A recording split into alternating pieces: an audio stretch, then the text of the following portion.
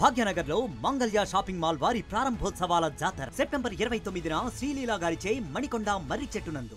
PCC ప్రెసిడెంట్గా మహేష్ కుమార్ గౌడ్ అయిన తర్వాత తీసుకున్నటువంటి ఇనిషియేటివ్ ప్రోగ్రామే ప్రజాపాలన పేరిట ఒక్కొక్క మంత్రిని పిలవాలి, ఇక్కడికి పిలిచి వాళ్ళ ముందు సమస్యల సాల్వ్ కోసం అప్లికేషన్లు ఇవ్వాలనేటువంటిది.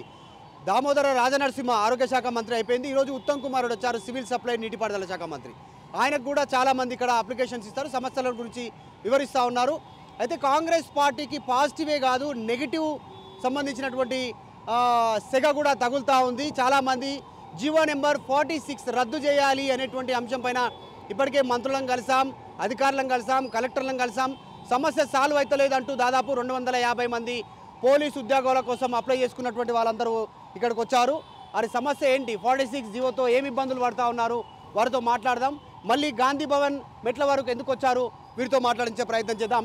మీ పేరేం పేరు, ఎవరిని కలిసారు, సమస్య ఏంది, 250 మంది ఎందుకు వచ్చారు? నా పేరు ఆకాష్ అండి. నేను జీవో నెంబర్ 46 వల్ల నష్టపోయిన బాధితుడిని. గత బీఆర్ఎస్ గవర్నమెంట్ తీసుకొచ్చిన జీవో నెంబర్ 46 వల్ల గ్రామీణ ప్రాంత విద్యార్థులు తీవ్రంగా నష్టపోతున్నారు. అసలు ఆ జీవో ఉందని ఎగ్జామ్లో కూడా మాకు నోటిఫికేషన్లో కూడా ఎక్కడ కూడా క్లియర్గా మెన్షన్ చేయలేదు. అయితే ఆ జీవో మీద మేము పోరాడుతున్నప్పుడు కాంగ్రెస్ ప్రభుత్వాన్ని, ప్రతిపక్షంలో ఉన్న కాంగ్రెస్ ప్రభుత్వాన్ని ఆశ్రయించడం జరిగింది. వాళ్ళు మాకు ఏం చెప్పారంటే, మేము ప్రజాప్రభుత్వం అధికారంలోకి రాగానే, మన ప్రభుత్వం అధికారంలోకి రాగానే నష్టపోయిన గ్రామీణ ప్రాంత విద్యార్థులకు న్యాయం చేస్తామని చెప్పారు.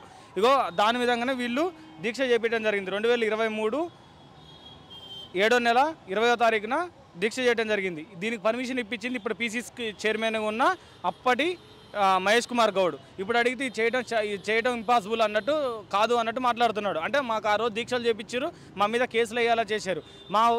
మీ దీక్షలు చేయడం, ధర్నాలు చేయడం వల్ల ఇప్పుడు వాళ్ళందరికీ మంత్రి పదవులు, పిసిసి చైర్మన్లు అన్నీ వచ్చినాయి. కానీ మేము నిరుద్యోగులుగానే మిరిగిపోతున్నాం. మాకు అప్పుడు అసెంబ్లీలో మాట్లాడిన శ్రీధరబాబు గారు కానీ, బట్టి విక్రమార్క గారు కానీ, సీతక్క గారు కానీ ఇప్పుడు ఎక్కడ కూడా కనపడట్లేదు. మాకు ఏ రోజైతే గాంధీ భవన్లో మొట్టమొదటి మెట్లు ఎక్కినప్పుడు శ్రీధరబాబు గారు మీకు న్యాయం చేస్తామని చెప్పారు. అదే శ్రీధరబాబు గారు ఈరోజు జీవో నెంబర్ 46 కమిటీలో చైర్మన్గా ఉన్నారు. అసలు ఆ చైర్మన్గా ఉన్నప్పుడు ఆయన చేతిలోనే పవర్ ఉంది. న్యాయం చేస్తామని మీరే ధర్నాలు చేయండి, ముట్టలు చేయండి, టీఆర్ఎస్ ప్రభుత్వానికి వ్యతిరేకంగా పోండి, గ్రామాన తిరగండి, మన కాంగ్రెస్ ప్రభుత్వం వస్తేనే మీ జీవితాలు బాగుపడదని చెప్పారు. అయితే ఈ జీవో నెంబర్ 46 వల్ల నష్టపోయిన ఉమ్మడి నల్గొండ, ఉమ్మడి ఖమ్మం, ఉమ్మడి వరంగల్, ఉమ్మడి మహబూబ్ నగర్, ఉమ్మడి వికారాబాద్ జిల్లాలలోనే కాంగ్రెస్ పార్టీ 48 సీట్లు గెలిచింది. ఈ ఎమ్మెల్యేలు అందరూ కూడా మా వల్ల గెలిచినవని తెలిసి వాళ్ళందరూ పోయి సీఎం గారికి రిప్రజెంటేషన్ ఇచ్చారు. అందరూ అసెంబ్లీలో కూడా మాట్లాడారు, న్యాయం చేయాలి, వాళ్ళకి మేము అసెంబ్లీలో మాట ఇచ్చామని చెప్తే మాట్లాడారు కదా, న్యాయం చేస్తామన్నారు కదా, అసెంబ్లీలో కూడా మాట్లాడారు, ముఖ్యమంత్రి కూడా చెప్పినట్టు. మరి ఇంకా ఏంది, మీ అనుమానం ఉందా? కాదని అనుమానం ఉంది. ఎమ్మెల్యేలు ఏమంటారు అంటే, అనవసరంగా మాకు ఓట్లు వేసి మమ్మల్ని గెలిపించారా, మేము డమ్మీలో అయినా అని చెప్తున్నారు. ఎమ్మెల్యేలు మీరు పోయినప్పుడు రిప్రజెంట్ చేసినప్పుడు మేము చెప్పినవరా, మేము ఆల్రెడీ చెప్పిన 48 మంది ఎమ్మెల్యేలు పోయి చెప్పినప్పుడు చేయాలి, ఎవరైనా చేయాలి. ఒక అధికారి మాట ఈయన చేయట్లేదు. ఏ అధికారి ఎందుకు ఆయన మాట వినట్లేదు? ఆయన ఆంధ్ర అధికారి, బోర్డు చైర్మన్ వివి శ్రీనివాసరావు, బోర్డు అధికారి. ఆయన ఎందుకు మాట వినట్లేదు? ఆయన ఎందుకంటే ఆంధ్ర వాళ్ళకు సీట్లు, ఓట్లు, అది ఉద్యోగాలు ఇచ్చిండు. ఆంధ్ర వాళ్ళకు వస్తాయి అంటే అక్కడ నుంచి వచ్చి ఇక్కడ సెటిల్ అయిన వాళ్ళకు 1 నుంచి 7వ తరగతి వరకు అని పెట్టిండు. అట్లా పెడతారు ఎప్పుడన్నా? అట్లా దానివల్ల అసలైన తెలంగాణ విద్యార్థులు. అందుకని హైదరాబాద్ ఒక సీటు గెలిచిందా కాంగ్రెస్ ప్రభుత్వం? 29 నియోజకవర్గాలు ఒక సీట్ అయినా వచ్చిందా?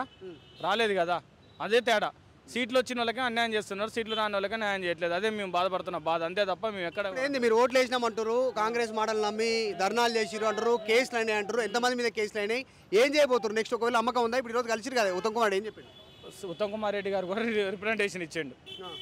ఆయన చేతులు కూడా అసలు ఎందుకు ఇంత 48 మంది ఎమ్మెల్యేలు, 9 మంది మినిస్టర్లు పోయి రిప్రజెంటేషన్ ఇచ్చిన తర్వాత కూడా ఈ సమస్య ఎందుకు కావట్లేదు, ఎవరి వల్ల ఆగుతుంది? ఆఖరి కేటీఆర్ కూడా మేము తప్పు చేసినాం, న్యాయం చేయండి అని, మేము అడ్డు రాము, వీళ్ళకి ఉద్యోగాలు ఇవ్వడం వల్ల మేము ఎలాంటి ప్రాబ్లం లేదని అసెంబ్లీలోనే చెప్పిండు, ఆన్ రికార్డే చెప్పిండు.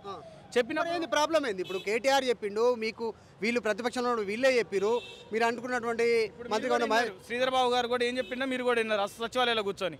అసలు వీళ్ళకి ఎవరు అడ్డుపడుతున్నదే మాకు అర్థం కావట్లేదు. నష్టపోయిన గ్రామీణ ప్రాంత విద్యార్థులకు ఉద్యోగాలు ఇస్తాంటే అడ్డుపడుతున్న వ్యక్తి ఎవరు, ఆ దుష్ట శక్తి ఎవరు మాకు అర్థం కావట్లేదు. మరి ముఖ్యమంత్రికి చెప్పినామంటారు ఎమ్మెల్యేలు అంతా, ముఖ్యమంత్రి వినట్లేదా? ఆయన కన్వే చేయలేకపోయారా?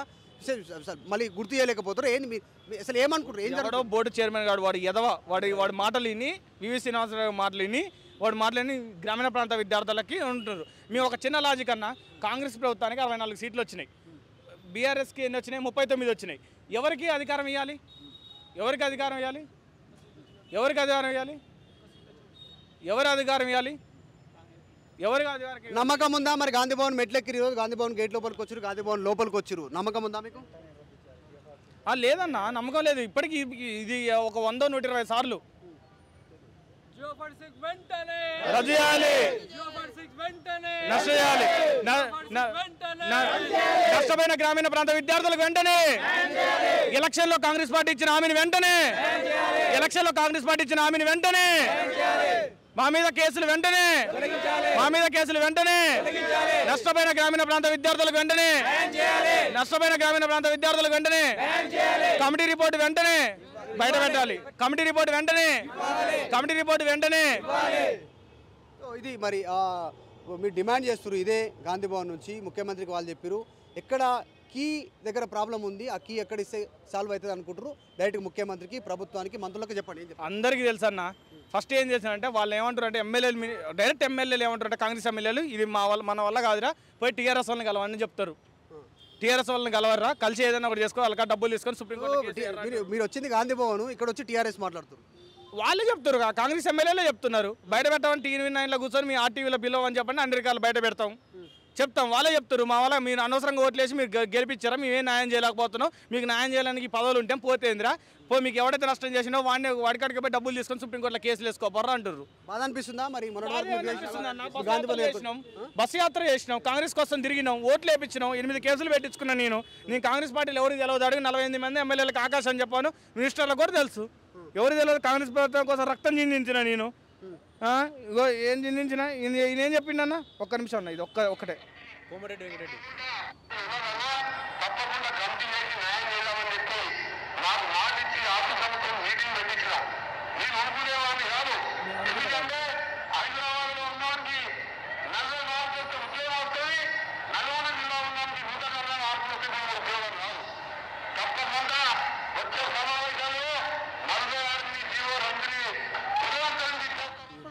వాళ్ళు కూడా మంత్రి, కోమరెడ్డి వెంకరెడ్డి కూడా మంత్రి కదా. అదే మంత్రి, అందరు మంత్రులే. ఎవరు ఇవ్వలేదు? శ్రీధర్బాబు ఇచ్చిండు. శ్రీధర్బాబు కాదా మినిస్టర్ కాదా? మా మీద కేసులు అయ్యేలా చేసింది వీళ్ళు కాదా?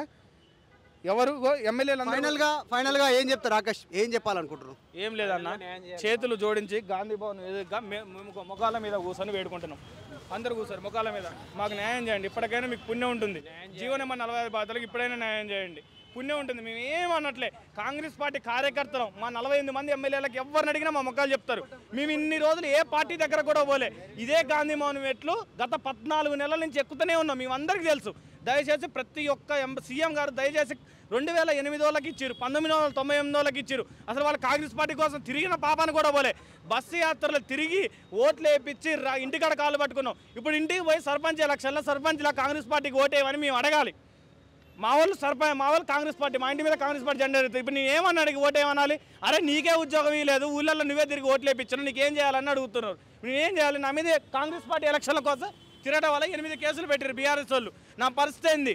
నన్ను నమ్ముకొని 8 లక్షల మంది విద్యార్థులకు పిలుపునివ్వడం వల్ల ఉద్యోగాలు వేసిరు. ఒక్క నిమిషం అది కూడా చూపెడతా నేను. ఇప్పుడు జాబ్ లేవు ఇక్కడ.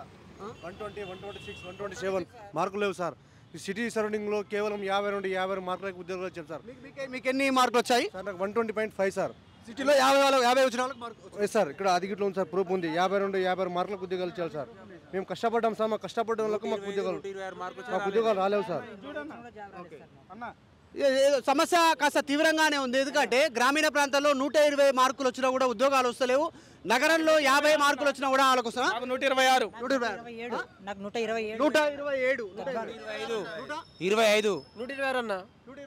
ఖమ్మం జిల్లా కాంగ్రెస్ పార్టీకి ఓటేయండి పిలుపు. సమస్య పెద్దగా అయ్యేటట్టు ఉంది సిచ్యువేషన్ చూస్తుంటే. ఎందుకంటే గ్రామీణ ప్రాంతాల్లో ఎక్కువ మార్కులు వచ్చినా ఉద్యోగాలు రావట్లేదు, నగర ప్రాంతాల్లో తక్కువ మార్కులు వచ్చినా ఉద్యోగాలు వస్తున్నాయి. దానికి కారణమే జీవో 46 అనేది. గెలిచిందే 4 జిల్లాలో కదా, 4 ఎంసీలు. హైదరాబాద్ 29 నియోజకవర్గాలు ఒక్క సీటు గెలవలే కాంగ్రెస్ పార్టీ. ఎందుకు గెలవలే? 29 స్థానాలు ఒక్క స్థానం గెలవలే. గెలిపించిన వాళ్ళకేం మొండి చేసి చూపెట్టారు, గెలిపిన వాళ్ళకే ట్రైనింగ్ పంపించారు. ఏం బాబు అన్న చూడు, కాంగ్రెస్ పార్టీకి ఓటేయండి అని పిలుపునిచ్చిన జీవో నెంబర్ బాధ్యుడు పోలీస్ అభ్యర్థుల నాయకుడు ఆకాష్. ఇది కాదు, ఇది క్లియర్ చూపించండి. నేను కాంగ్రెస్ పార్టీ కోసం పనిచేసినో లేదనేది ఇంతకన్నా ఏం సాక్ష్యం చెప్పాలి? ఇప్పుడు వీళ్ళందరూ నన్ను తిడుతున్నారు, ఏం సమాధానం చెప్పుకోవాలి నేను? ఏం సమాధానం చెప్పాలన్నా? 20 లక్షలు ఖర్చు పెట్టిన కోర్టు కేసులకి ఏ పాపం చేసిన ఇట్లా తిప్పుతున్నారు? ఏడవాలన్న కన్నీళ్ళు అరిచి పేగులు అలమటించిపోతున్నారు. పొద్దున్న నుంచి అన్నం తినలే, ఒక్క నాయకుడు కలిసే పాపాన పోలే. వీళ్ళందరూ అసలు ఇవాళ వచ్చిన వాళ్ళంతా కాంగ్రెస్ పార్టీ కోసం తిరిగిరో లేదో కూడా తెలియదు. మేము రెక్కల ముక్కలు చేసుకొని కాంగ్రెస్ పార్టీ కోసం తిరిగినాం. మమ్మల్ని ఎవరు పట్టించుకోవట్లేదు. వీళ్ళంతా ఏదో అధికారంలో కానీ వీళ్ళంతా పదవులు అని తిరుగుతున్నారు. ఎవరన్నా ఓట్లేసిన వాళ్ళు రోడ్ల మీద తిరిగి నోట్ల మాట కూడా రావట్లేదు. ఇలా వీళ్ళని పదవులు పంచుకుంటున్నారు. ఏ పాపం దేవుడు అనేటోడు పైన చూస్తాడు. మా పొట్ట కొడితే గ్రామీణ ప్రాంత విద్యార్థుల పొట్ట కొడితే ఏ పాపం చేసినట్టు మా ఉసురు పోసుకుంటున్నారు మీరు. ఎవరు వీళ్ళంతా కాంగ్రెస్ ఎప్పుడైనా కనపడ్డారా? దోమలు కోలుకుంటూ ఉన్నారు. ఎలక్షన్ ముందు దోమలు కొట్టుకుంటున్నారు ఈ పార్టీ వాళ్ళు. మేము తిరిగి మేము ఓట్లు వేపించినాం. 5,000 మంది విద్యార్థుల్ని నేను తిప్పినా, పాంప్లెట్ ఖర్చులు పెట్టుకున్నా. ఇలా మా వాళ్ళకి న్యాయం చేయకపోతే ఎవడెవరికో న్యాయం చేస్తారు. ఏడ కార్లు ఉన్నాయి, అన్నీ ఉన్నాయా? మీరు చూసిర్రా? ఎలక్షన్ ముందు అన్ని కార్లు ఉన్నాయా? ఎవడని తిరిగిండే ఇళ్ళకి మేము తిరిగి ఓట్లు వేపించి దీక్షలు చేసి నా మీద 10 కేసులు పెట్టించుకున్నా. నాకు న్యాయం చేయకుండా ఎవడెవరికో న్యాయం చేస్తారు. పదవుల కోసం కొట్టుకుంటున్నారు. ఆకాష్ అభ్యర్థి కళ్ళలో నీళ్ళు తెచ్చుకుంటున్నాడు, ఇబ్బంది పడతా ఉన్నారు. ఆ టైంలో మేము కాంగ్రెస్ను నమ్మి కాంగ్రెస్ కోసం ముందుకొచ్చాము, పోరాటం చేశాము, కేసులు అయ్యాయి, కానీ మమ్మల్ని పట్టించుకోవట్లేదు. ఇప్పుడు కాంగ్రెస్ అధికారంలో ఉంది. అప్పుడు చెప్పినటువంటి వాళ్ళే మంత్రులుగా ఉన్నారు, ముఖ్యమంత్రిని కలిసారు. ఇప్పుడు డైరెక్ట్గా కాంగ్రెస్ పార్టీ ఎమ్మెల్యేలు చెప్తా ఉన్నారు, టీఆర్ఎస్ పార్టీ నేతల దగ్గరికి వెళ్ళండి, కేటీఆర్ దగ్గరికి వెళ్ళండి, సమస్య సాల్వ్ అవుతుందంటూ వాళ్ళు చెప్తా ఉన్నారు. మేమేం చేయలేకపోతున్నామంటూ చెప్తున్నారంటూ ఇక్కడ ఉన్నటువంటి ఆకాష్ తర్వాత ఇతర సంబంధించినటువంటి అభ్యర్థులు చెప్తా ఉన్నారు. మొత్తం 250 మంది అభ్యర్థులు ఇక్కడికి వచ్చారు, ఉత్తమ్ కుమార్ రెడ్డిని కలిశారు సమస్య సాల్వ్ కోసం. మరి సమస్య సాల్వ్ కాకపోతే గాంధీ భవన్ ముందే వీరు ఏదైనా అఘాయిత్యం చేసుకుంటామనేటువంటి స్టేట్మెంట్ ఇంతకుముందుకు ఆకాష్ మాట్లాడాడు మా స్టార్ట్ కాకముందు. ఎందుకు అట్లాంటి స్టేట్మెంట్ చేశారు? నిజంగా ఏం చేయమన్నా, ఇంకా ఇప్పటికి 16 మంది చచ్చిపోయారు మా మిత్రులు. రోజు 16 మంది మీద ఇక్కడికి వస్తుర్రా, ఏదో ఒకటి వాళ్ళు కాదని చెప్పేసరికి ఇంటికి పోతున్నాడు, చచ్చిపోతున్నాడు. రోజు మా ఎమ్మడి తిరిగేటోడు ఉండకపోతే ఏం చేయం? ఎంతకంత ధైర్యం చెప్పం. కొన్ని వేల మంది వాడు ఇంటికాడ ఏం చేస్తారు? ఇంటికాడ 127 మార్కులు వచ్చిన విద్యార్థికి ఎందుకు ఉద్యోగం మీరు చెప్పు? 127 మార్కులు సంపాదించుకున్నా 126 వచ్చినాయి. ఏమంటారు మీ తల్లిదండ్రులు? ఏమంటారు? మా బాధపడడం కాక వాళ్ళు కూడా బాధపడతారు. మేము ఇంత కష్టపడి మా కష్టాన్ని వాళ్ళు కలర్ చూశారు. మేము కష్టపడి మరి మాకు జాబ్ ఇవ్వండి, మేము మెరిట్ స్టూడెంట్స్ అవి కూడా మాకు జాబ్ ఇవ్వండి, మేము మరీ వీళ్ళని అడుక్కోవాల్సి వస్తుంది. 32 జిల్లాలలో ఎక్కడైనా ఉద్యోగం వస్తుంది, ఈయనకి ఎందుకు రాదు?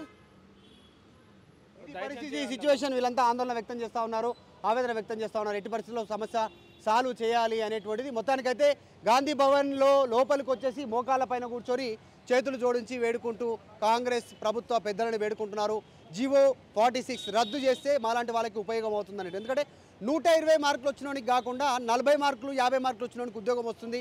ఇది కాదా అన్యాయం? ప్రభుత్వం వెంటనే రెస్పాండ్ కావాలంటూ ఆకాష్ ఆయనతో పాటు మిగతా అభ్యర్థులంతా జీవో 46 బాధితులంతా ఆవేదన వ్యక్తం చేస్తూ ఉన్నారు. వీడజల్లి శివతో మధు మల్కేడికర్, గాంధీ భవన్.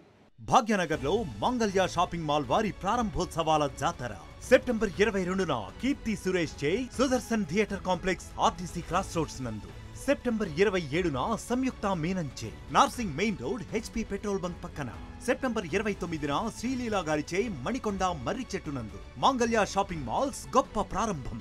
ప్రారంభోత్సవ ఆఫర్స్ మిస్ కాకండి. Mangalya shopping mall, Telangana, Andhra Pradesh.